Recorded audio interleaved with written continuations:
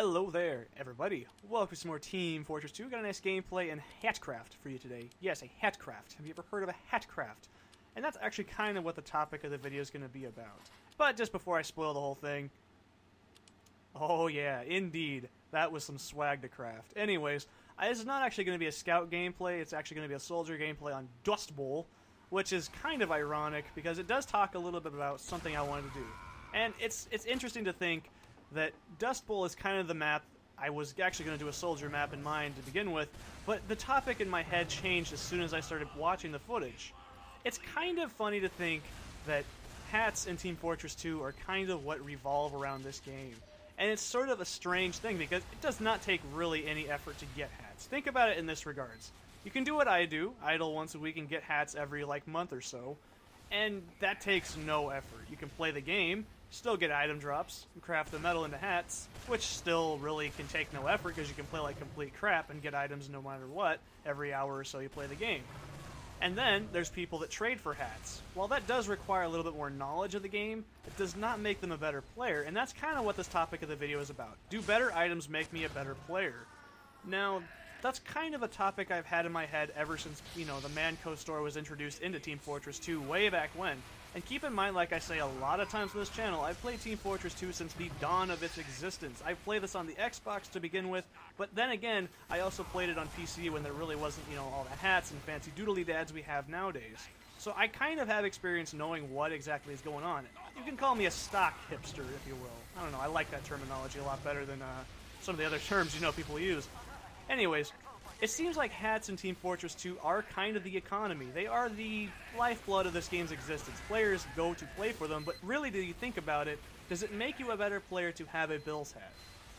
Sure, it's a discontinued item and it's rare, but does it really make you a better player in the long run? Does your fancy Strange with, a bazillion kills you got in an idle server really make you a more respectable player because you play like crap and you have a million some odd kills on your knives?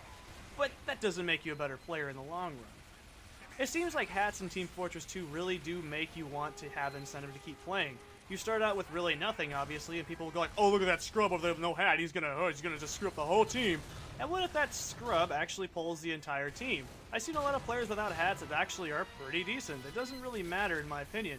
And like you guys will probably obviously know, I don't really care about hats. I mean, the only hats I really actually wanted in Team Fortress 2 was the Killer's Kabuto that I use on Soldier because, I don't know, it just looks fancy.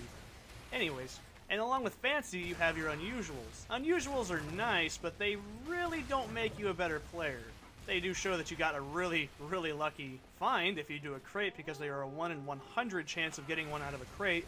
And of course, over the 6 years I played, I have never found a damn unusual. And that song haunts my dreams. You know what I'm talking about. You know which one I'm talking about. It haunts my dreams, and I've had it play multiple occasions, and I cannot stop laughing whenever I hear that song in real life.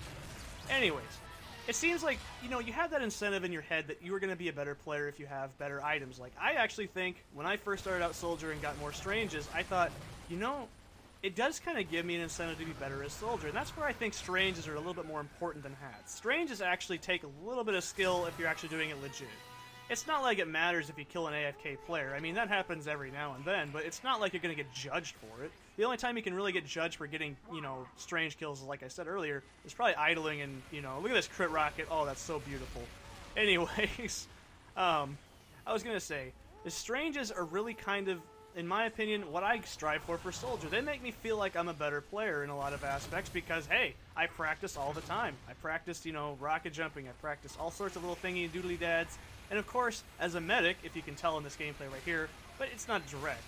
As a medic, I actually kind of prioritize over certain players that have better cosmetic items. If I see a guy with, fancy unusuals and doodly dads all over his body, I kind of assume, hey, maybe this guy might know what he's doing. And most of the time I might be right, but most of the time I could be wrong. And it just goes to show, in your bias of Team Fortress 2, just go with your gut and always feel, if you're a good player, hats or not, you're a good player. So just take that in mind, and I hope you guys like this video. Don't forget to like, comment, and subscribe if you haven't already done so, and I'll see you guys next time.